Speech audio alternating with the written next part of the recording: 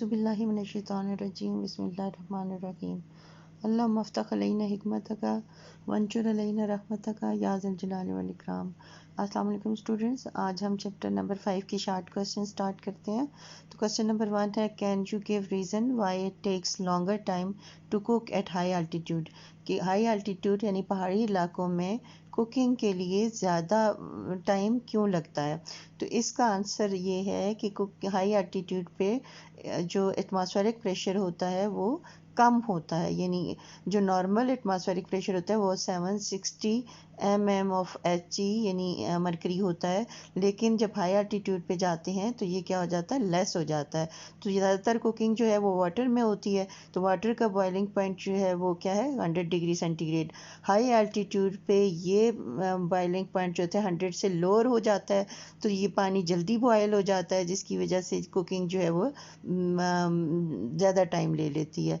तो आंसर क्या है कि cooking is usually done in water which has a boiling point of 100 degree centigrade. The boiling point is directly proportional to external pressure. कि boiling point क्या होता है, when vapour pressure become equal to the external pressure. At high altitude, the external pressure becomes lower. Therefore, at high altitude, the water boils below 100 degrees centigrade, due to which the heat is lost in the form of vapors because boiling at boiling the heat supplied, जब boiling point आ जाता है तो उसके बाद जितनी भी heat उसको दी जाती है वो क्या होती है, is use to convert the molecules of the liquid to gaseous state. तो वो जो लिक्विड से गैशियस स्टेट में करने के लिए हीट कन्वर्ट हो जाती है, वो टेम्परेचर को रेज नहीं करती। That is why it takes long time to cook at high altitude. इसके बाद सेकंड क्वेश्चन है कि glass soften over at wide range of temperature, ice melts at a specific temperature, explain the reason for this difference. कि glass जो है वो उसके लिए वाइड रेंज ऑफ टेम्परेचर होती है जिस पे वो सॉफन हो सकता है यानी मेल्ट हो सकता है, लेकिन आइस जो है वो उसका एक शार्प मेल्टिंग पॉइंट है, वो एक ही पॉइंट पे जो है वो मेल्ट होती है। तो इनकी रीज़न क्या है कि ग्लास के लिए तो डिफरेंट है, लेकिन इसके लिए एक ही, आइस के लिए एक ही टेम्परेचर है। तो इसका आंसर ये है कि as we know that ice is crystalline solid. कि आइस जो है वो क्या है, एक क्रिस्टलाइन सॉलिड। आपने टाइप्स ऑफ सॉलिड पढ़े हुए हैं, क्रिस्टलाइन सॉलिड और एमॉर्फस सॉलिड। तो आइस क्या है, ये क्रिस्टलाइन सॉलिड है। Its molecule are arranged in a regular form with 3 dimensional form में। रेगुलर क्रिस्टलाइन सॉलिड में जो मॉलिक्यूल्स होते हैं वो अरेंज होते हैं एंड हैव फिक्स्ड पोजीशन, उनकी पोजीशन चेंज नहीं होती, उसी पोजीशन पे फिक्स्ड होते हैं। So it has a sharp melting point and melt over a specific temperature. Melting point क्या होता है वाटर का, आइस जो है वो वाटर का सॉलिड फॉर्म है ना, तो वाटर का 0 डिग्री सेंटीग्रेड होता है, या फिर अगर केल्विन में लें तो 273 केल्विन होता है। तो आइस का ये आपने याद रखना है कि किसी भी चीज़ का मेल्टिंग पॉइंट और फ्रीजिंग पॉइंट एक ही पॉइंट होता है, जिस पे वो मेल्ट होती है, जिस पे फ्रीज होती है। तो वाटर का मेल्टिंग पॉइंट या फ्रीजिंग पॉइंट क्या है, 0 डिग्री सेंटीग्रेड। तो इसके मुकाबले में ग्लास क्या है, while glass is an amorphous substance, ये एमॉर्फस है, its particles are not arrange in regular form and have no fixed position, इनकी फिक्स पोजीशन भी नहीं होती। So it doesn't have a sharp melting point and melt over a wide range of temperature. Melting point इसका क्या है, 1400 degree centigrade से लेकर 1600 degree centigrade तक। अब चलते हैं क्वेश्चन नंबर 3 की तरफ। क्वेश्चन नंबर 3 है, explain why it happens that on a hot summer day when there is a sweat on the body of a person one feel cool under fast moving fan. तो इसका answer क्या है, in hot summer when sweat comes on the body when then it starts changing into vapours. During this process it takes the heat of the body.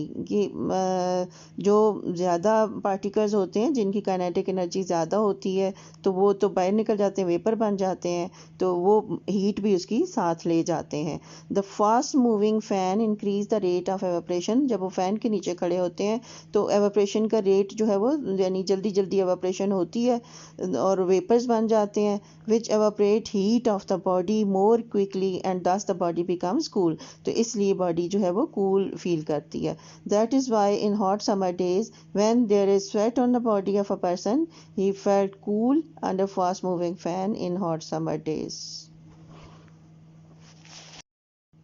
अब question number 4 की तरफ चलते हैं। Question number 4 है why are the densities of gases lower than that of liquids. Gases की density जो है वो लिक्विड से क्यों कम होती है?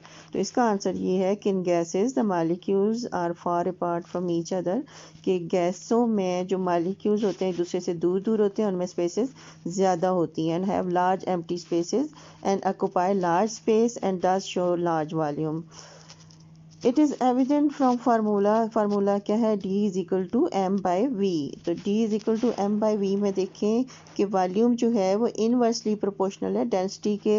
इनवर्सली का मतलब क्या है कि एक अगर हम बढ़ाएंगे तो दूसरा कम होगा और एक को कम करेंगे तो दूसरा ज़्यादा होगा। Therefore gases have low density while in liquids the molecules are close, having less empty spaces than gases and have less volume।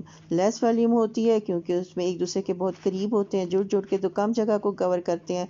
Therefore liquids have greater densities then gases.